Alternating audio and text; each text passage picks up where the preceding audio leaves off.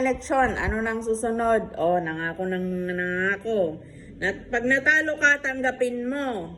Kasi ibig sabihin yan, talagang totoo ka sa sarili mo na may pangarap ka na maging pinuno. Pero kung hindi mo tanggap, tapos kuda ka ng kuda, nagrereklamo ka o naninisi ka, ibig sabihin yan, hindi ka totoo sa sarili mo na maging pinuno. So, tanggapin, intindihin. Kaysa naman, sisi or puro na lang maninira ka pa, o 'di ba?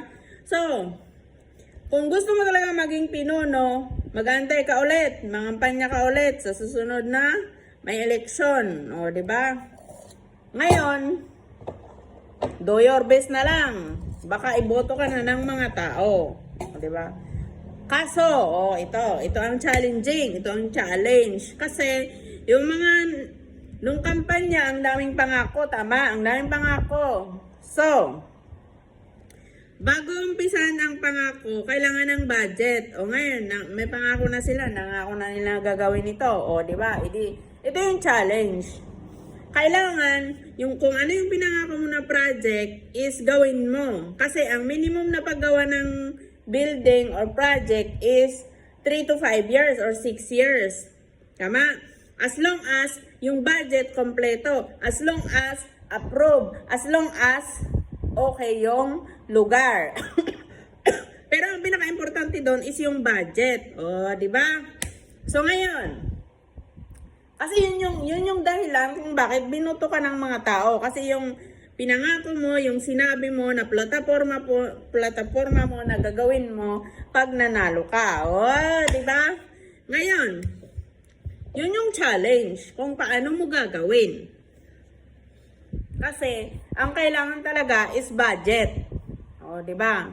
So, pag isang taon na hindi mo pa naumpisahan yung pangako mo, ay ewan ko na lang.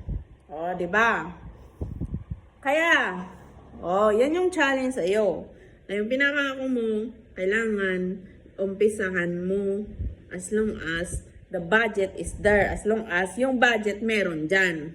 Kasi, pag hindi mo umpisahan yan, ay ewan ko na lang. O, di ba? Ngayon, pero, paano nga ba magkakaroon ng budget para maumpisahan yung project na pinangako mo na sinabi mo sa mga bumoto sa'yo. So, yun na lang ang challenge na isipin mo kung paano. At yun na lang ang challenge na kailangan pag-isipan. O, diba? So, move on na sa eleksyon. Mag-start na kayo sa mga project nyo. O, diba? Bye-bye!